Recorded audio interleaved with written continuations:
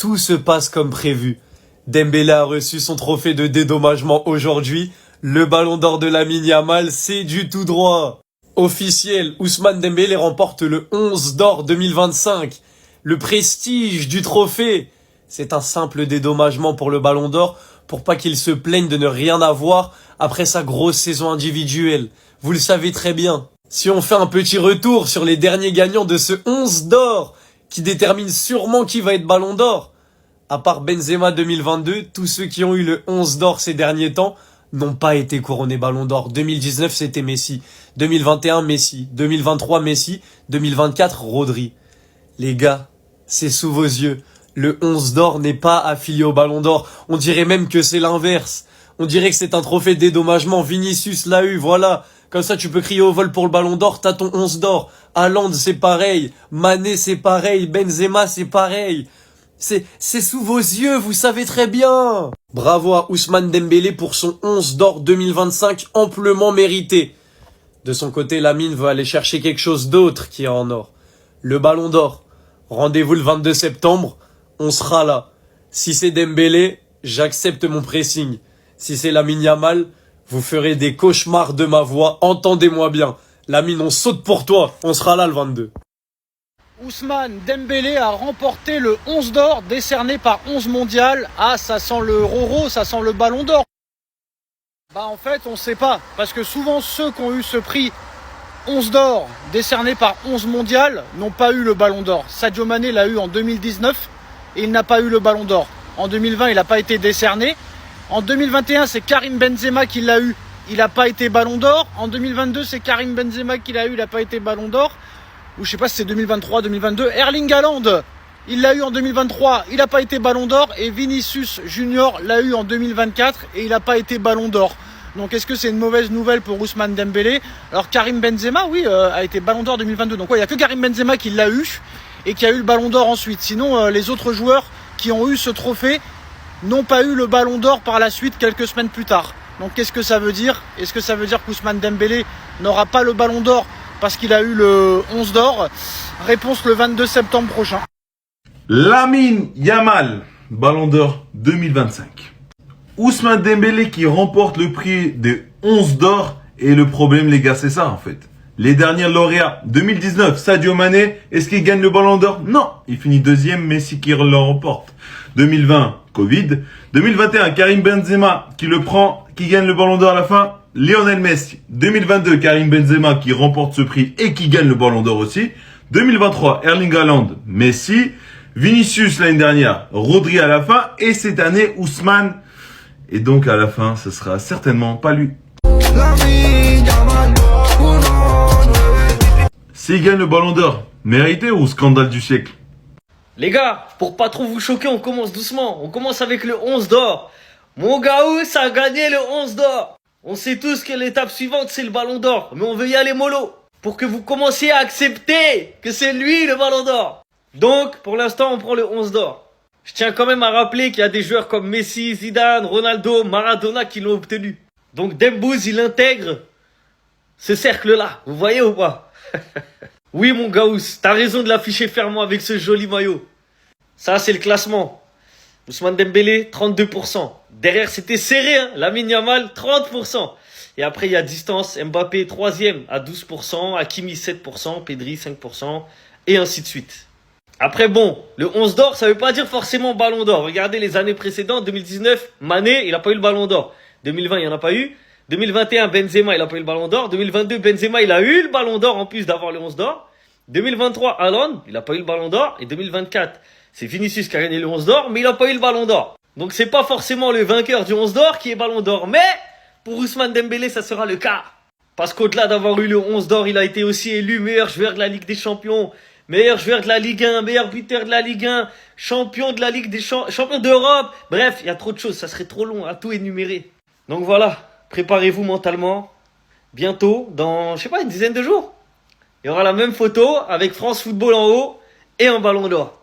l'héritier de Lionel Messi. Comme vous le savez, pendant que la plupart d'entre vous dormaient, l'Argentine a affronté l'Équateur dans un match de qualification pour la Coupe du Monde. Étant déjà qualifié, il n'y avait pas d'enjeu dans le match. Du coup, ils ont décidé de préserver leur GOAT. Il a plus de 18 ans, il en a 38, donc forcément, il doit faire attention à son corps. Résultat, on nous a présenté le nouveau numéro 10 qui n'est d'autre que le jeune crack du Real Madrid, Franco Mastantuono. 18 ans et déjà autant de poids sur les épaules. On sait que quand Messi est pas là, les Argentins, ils aiment bien donner le numéro 10 à leur petit crack. C'est déjà arrivé avec Dybala par le passé. Mais là, je me demande s'il y a des Barcelonais qui sont dégoûtés que le numéro de leur joueur préféré il soit donné à un joueur du Real. En tant que Madrilène, je ressens une petite fierté. Pour nous, c'est l'avenir, en plus, il est très prometteur. Et vu son style de jeu sans insulter Messi, ça colle bien. Mais si je travaillais à la fédération argentine et que je devais être objectif, je laisserais personne s'approcher du numéro de Messi, que ce soit de près ou de loin, tant qu'il a pas pris sa retraite. Il y a des numéros qui sont supprimés dans des clubs alors que le joueur il y est même plus. Et malheureusement, je suis madrilène, donc j'espère que ce numéro-là, il va le mériter, il va faire ses preuves et qu'il va le prendre fièrement. Mais ça veut tout dire en fait là. Donc Mastantuono vient de récupérer le numéro 10 de Messi. Il a fait ses débuts avec pour la première fois cette nuit, ce qui peut signifier de une que Lionel Messi avec l'Argentine c'est bel et bien terminé définitivement et qu'il n'y aura pas de Coupe du Monde pour lui.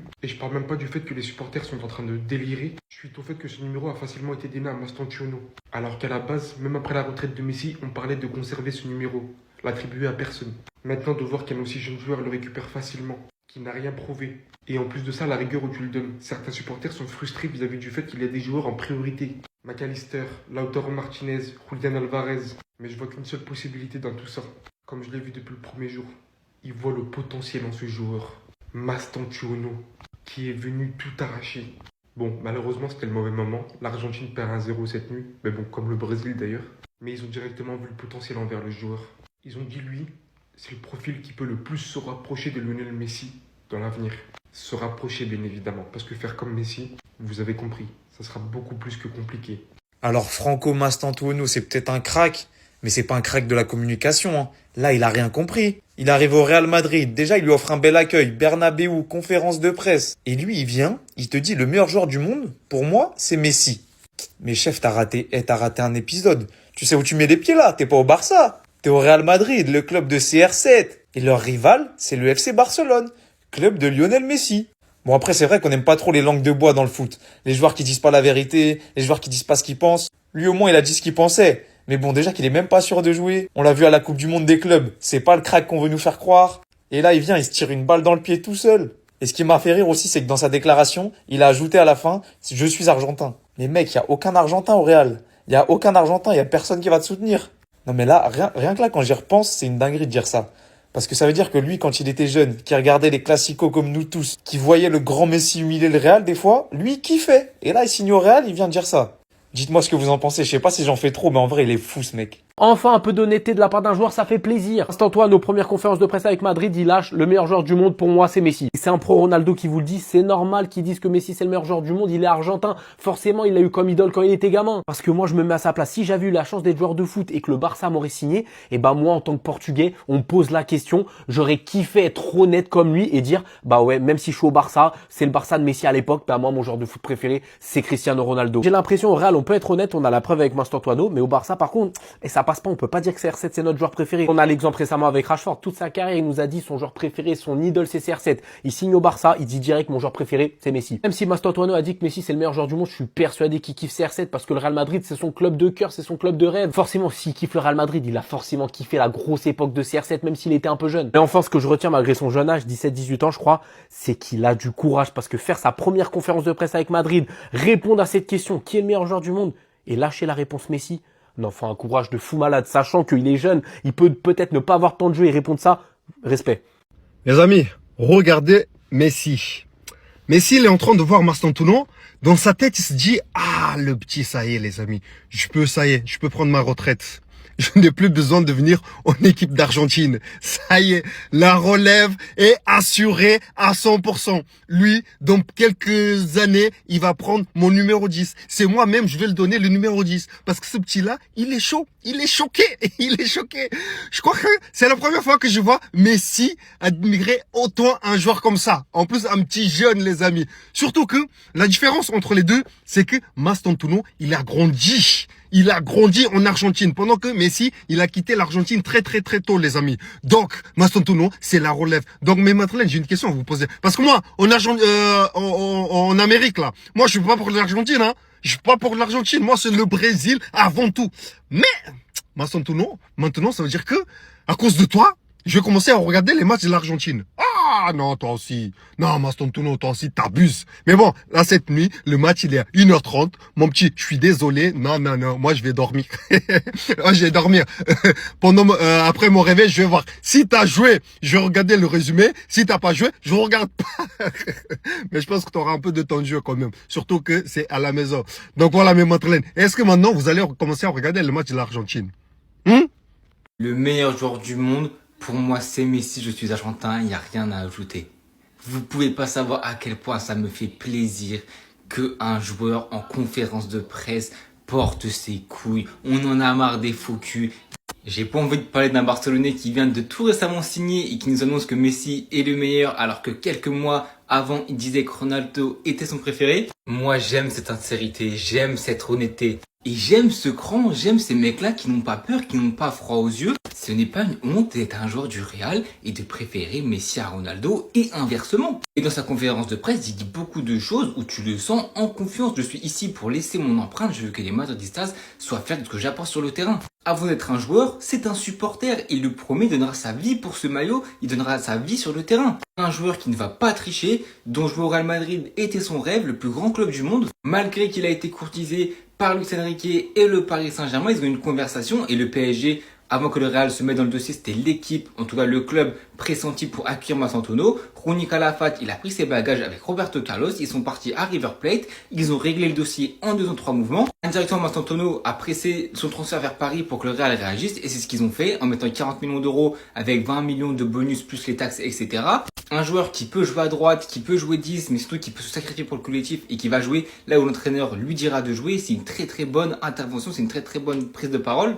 Argentin qui a la grinta, qui va courir n'importe où, qui va défendre comme un malade. Et il a dit, c'est pas une lubie de Pérez, c'est vraiment Xabi qui l'a contacté parce que Xabi voulait ce type de profil, un gaucher, un attaquant qui joue sur le côté droit. Et c'est très important que c'est un choix du coach, que le coach voulait ce joueur et voulait ce profil.